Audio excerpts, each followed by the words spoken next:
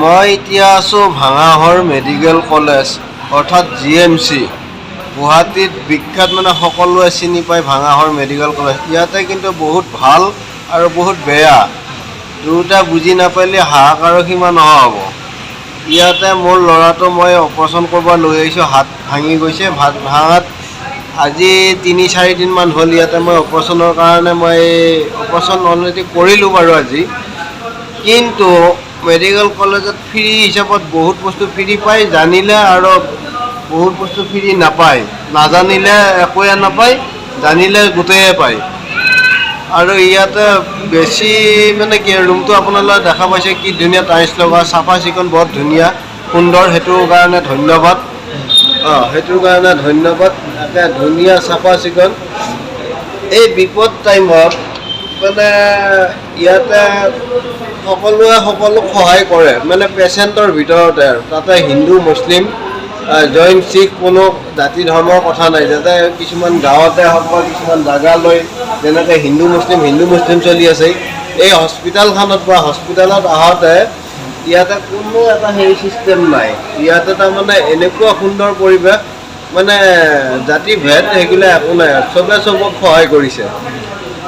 ২ number কথাটো হ'ল free কথাটো ক'লোঁ। আপোনালোকে প্ৰথমে যদি এক্সিডেণ্টে হওক বা কিবা বেমাৰৰ কাৰণে যদি অপাৰেশ্যনৰ টাইপত হয়, মোৰ এতিয়া অপাৰেশ্যনৰ কথাটো মই কৈ দিলোঁ আপোনালোকক। আপোনালোকে প্ৰথমে ব্লাড পৰীক্ষা, গোটেই পৰীক্ষা, অল এভৰিথিং যিমান আছে, থাইৰয়ডৰ পৰা হাগা মুতাৰ পৰা য'ত যিমান পৰীক্ষা আছে চব কৰিব লাগিব। আৰু সেই ৰিচিপ্ট কাটি পে'মেণ্টটো কম, প্ৰাইভেটত গ'লে যদি ৫,০০০ লাগে, এটা ৫০০ হ'ব এটা পৰীক্ষা। তেনেকুৱাকৈ চব পৰীক্ষা কৰিব লাগিব, পে'মেণ্ট কৰিব লাগিব, আপোনালোকে পইচা দিব লাগিব। কোনো ফ্ৰী নাই। খালি এটা ফ্ৰী পালোঁ ৰিপৰ্ট, HIV নে কি, HIV পজিটিভ। সেইটো পইচা পাতি ১ টকাও লোৱা নাই। বাকী চব পইচা কটা গৈছে, চব টিকেট কাটি লৈছোঁ আৰু ৰিচিপ্ট আছে মোৰ তাত, আপোনালোকে চালে। মই এইটোৰ কাৰণে ভিডিঅ'টো বনালোঁ, আপোনালোকক জনাবৰ কাৰণে বা জানিবৰ কাৰণে। আপোনালোক আহিব নতুন মানুহ, লগত এজন দুজন মানুহ লৈ আহিব, কাৰণ যদি পেচেণ্টৰ লগত এজন থাকিবই লাগিব, এনি টাইম থাকিব লাগিব পেচেণ্টৰ লগত। আৰু এজনে দৌৰি ফুৰিব লাগিব, একেবাৰে কুকুৰ দৌৰা দৌৰিব লাগিব। এই তল, এই ওপৰ, এই ডক্টৰৰ কাষ, এই ফাৰ্মাচী, এই হস্পিটেল, মুঠতে দৌৰাতে আপোনাৰ তত নোহোৱা হৈ যাব। আৰু ৰিপৰ্টবিলাক আপোনালোকক ক'ব যে শ্লিপখনত লিখাই থাকোঁ, বা যিটো আপোনালোকে ৰিপৰ্ট কৰিব তাতে ৰচিদখনত লিখাই দিয়া আছে, খালি লিখাই থাকোঁ যে নাম্বাৰটো অমুক নাম্বাৰ, ফাৰ্ষ্ট ফ্ল'ৰত ৯ নম্বৰ বা ২০ নম্বৰ, যিটো বিভাগত আপোনালোকে পৰীক্ষা কৰিব, আপুনি নম্বৰটো কেনেকৈ বিচাৰি পাব?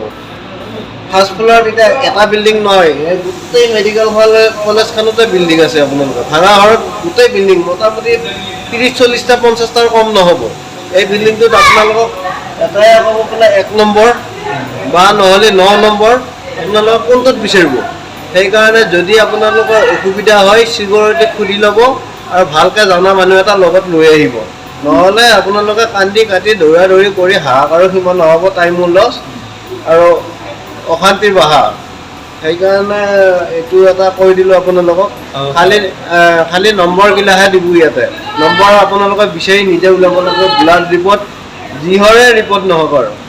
আৰু ২ নম্বৰ কথা হ'ল খোৱা লোৱাৰ ক্ষেত্ৰত, খোৱা লোৱা টাইমে দিব। আপোনালোকে বাচন টিফিন বটল লৈ আহিব। বাকী আপোনালোকে চব কিনিব লাগিব, বেছিভাগ দৰৱ পাতি বেছিভাগেই কিনিব লাগিব, নিকিনিলে নহ'ব। আপোনালোক ডক্টৰে শ্লিপখন লিখি দিব, চেণ্ট্ৰেল ফাৰ্মাচী আছে, তাতে মাস্ক আৰু কিবা কিবি পাব, ফ্ৰী নাপাও নহয়। কিন্তু মেইন বস্তু বেছিভাগে নাপায়, বেছিভাগ কিনিব লাগিব আৰু কম ভাগ ইয়াতে ফ্ৰী পাব। আৰু যদি আপোনালোকৰ অটল অমৃত, আয়ুষ্মান ভৱন নে কি এইবিলাক কাৰ্ড থাকিলে ফ্ৰী হ'ব আপোনালোকৰ।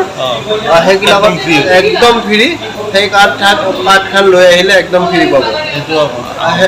সেইটো আপোনালোকে পাহৰি নাযাব। ঘৰত যদি আছে অটল অমৃত বা আয়ুষ্মান ভৱন, সেইকেইখন কাৰ্ড লৈ আহিব, ফ্ৰী পাই যাব।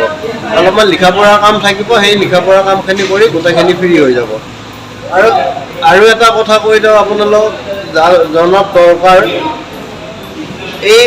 এনেই আপোনালোকৰ লগ বন্ধু, মোৰে বিশেষকৈ লগ বন্ধুৰ আকাল নাই। ঘৰত গ'লে বা গাঁৱত গ'লে, এনেই ওচৰ চুবুৰীয়া যোনে নহওক, এই বিপদৰ টাইমত এটা মানুহ এটা পলি পোখলা দেখা দেখি নাই।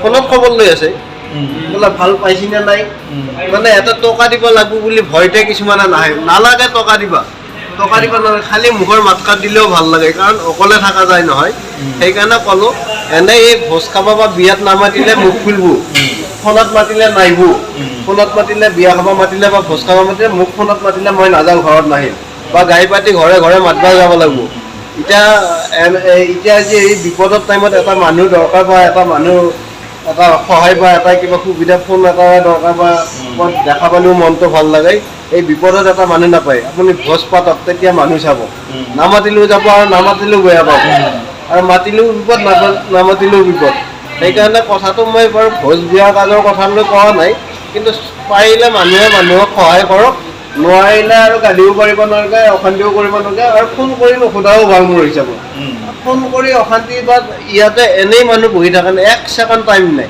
মেডিকেলত মই মানে নিজেও বুজি পাইছোঁ আনকো কৈছোঁ মই এক ছেকেণ্ড টাইম নাই থকাকেইটাৰ এই তল ওপৰত মানুহ ভাবিব পাৰে কিনো কাম আছে মেডিকেলত যিয়ে আহি পাইছে সি জীৱনত নাপাহৰে জিন্দগী না মিলেগি দুবাৰ এনেকুৱা হৈ গৈছে এই কাৰোবাৰ সেইকাৰণে মই কৈছোঁ ভাই ভোজ খাব নামাতিলে বেয়া নাপাবি এই ইয়াতে আপোনালোকে পাৰিলে এই বেমাৰ আজাৰ বিপদ আপদ এতিয়া মই যিখিনি পাৰোঁ মানুহক বহুত সহায় কৰি চাইছোঁ আৰু সেইটো সহায় কৰা নকৰাৰ কথা নাই নোৱাৰিলে ফোন কৰি লাভ নাই ফোন কৰি এনে খবৰ লৈ কিবা কৰি কোনো অৰ্থ নাই এইটো কাৰণ মোৰ লগতে এই দাদাজনো আছে আজি কেইদিনমান এই জনসাধাৰণক লৈ আহিছে আনক সহায় কৰিছে নিজৰ কোনো হেৰি নাই স্বাৰ্থ নাই কিন্তু মই পালোঁ আজি দেখা পালোঁ বহুত শুনি আহিছিলোঁ তেওঁক নিজে একেবাৰে নিজৰ ওচৰত পাই গ'লোঁ তাৰমানে এনেকুৱা মই তেওঁক তাকে কৈছোঁ ধন্যবাদ দিলোঁ তেওঁক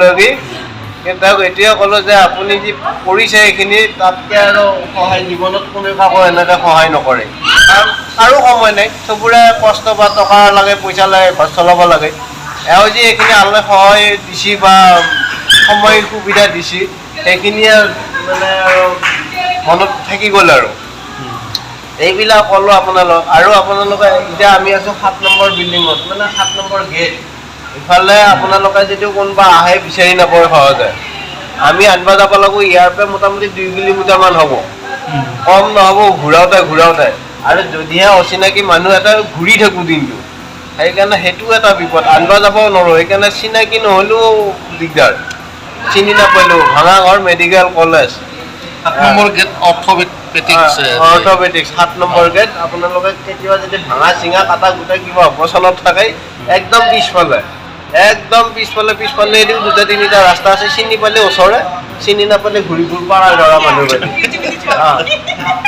এইখিনিয়ে ক'লোঁ চবে বেয়া চেয়া নাপাবি গাত লগাই নলবি কিন্তু মই এইটোৱে কাৰণে ক'লোঁ মানে বস্তুটো দেখালোঁ আৰু উপকাৰ হওক চবৰে উপকাৰ হওক কাৰণ ব্লাড পৰীক্ষাটো আপোনালোকৰ কেই নম্বৰত আছিল দাদা 33 নম্বৰ মানে 3 নম্বৰ মানে তলত কাউণ্টাৰ আছে আপোনালোকে প্ৰথমে ওপৰত তল দাউৰি ফুৰিব নালাগে আপোনালোকে চিকিউৰিটি সুধি ভালকৈ সুধি ল'ব লাগিলে 3বাৰ সুধিব তল ওপৰ কাৰো কথা নুশুনিব তল ওপৰ কৰি হাহাকাৰ কৰি ফুৰিব নালাগে ভালকৈ তলতে গেটতে লাগিলে সোমায়ে সুধি ল'ব আপোনালোকে ধুনীয়া প্ৰচেছ আছে অসুবিধা নাই হয় আপোনালোকে সময়ে ভাল মানুহ এজনক সুধি ল'ব লাগিলে অলপ 5 মিনিট দেৰি হওক এই তল ওপৰ কৰি থাকিলে 12 বাজি যাব কিন্তু সেইটো বিচাৰি নাপাব আপোনালোকে সেইকাৰণে তলতে আপোনালোকে সুধি ল'ব তলতে কেছ কাউণ্টাৰ আছে তাতে আগতে ব্লাডৰে হওক থাইৰয়ডৰে হওক গোটেই পৰীক্ষাৰ স্লিপটো কাটি ল'ব লাগিব কাটি লৈহে সেইটো ব্লাডে হওক কিবাই হওক ওপৰত যাব লাগিব 33 নম্বৰ এটা আছে 9 নম্বৰ এটা আছে আৰু 21 নম্বৰ এটা আছে এনেকৈ নম্বৰ মতে এই ওপৰত পুৰণা বিল্ডিংটো নতুন বিল্ডিঙত নহয় পুৰণা বিল্ডিং যিমান অপাৰেশ্যন কৰক কিবা কৰক ইয়াতে বেছিভাগ পৰীক্ষাৰ ৰিপৰ্টবিলাক পুৰণা বিল্ডিঙত আৰু যেতিয়া ৰিপৰ্ট যেতিয়া দিব আপোনালোকক একদম ফ্ৰণ্টতে দিয়ে 1 নম্বৰ 2 নম্বৰ 3 নম্বৰ কাউণ্টাৰ আছে সেইবিলাক ব্লাড ৰিপৰ্ট কিবা ৰিপৰ্ট তাতেও দিয়ে আৰু ওপৰতে মুঠতে জানিব লাগিব জানাৰ বহুত কাম আছে ইয়াতে এবাৰ আহিলেহে আপোনালোকে গম পাব আৰু নাহে দোৱা কৰক বা কামনা কৰক যাতে মেডিকেল যাব নালাগে সেইটোৱে আপোনালোকে কামনা কৰিব আৰু শত্ৰুকো যাতে বিপদ আপদ নেদাক ইয়াতে দিয়া মানে আপোনালোকে গম পাই যাব আৰু যিয়ে আহিছে সিয়ে গম পাই গৈছে বেছি দীঘলীয়া নকওঁ, চাব। যদি আপোনালোকৰ কিবা অসুবিধা হয় মোক জনাব, মই আকৌ নতুনকৈ ভিডিঅ' এটা বনাই দিম। আপোনালোকৰ কিমান নম্বৰ কাউণ্টাৰ আছে, মোৰ ৰিচিভ আছে, সেই ৰিচিভ মতে চাই পেলাই মই ভিডিঅ' বনাই দিম। আপোনালোকে সেইমতে গম পাই যাব ক'ত কিমান নম্বৰ কাউণ্টাৰত গ'লে কি হ'ব কি নহ'ব গোটেইখিনি মই বুজাই দিম। যদি আপোনালোকে ভাল পায় লাইক শ্বেয়াৰ কমেণ্ট লগতে ছাবস্ক্ৰাইব কৰি দিবা। দীঘলীয়া নকওঁ, ধন্যবাদ, থেংক ইউ।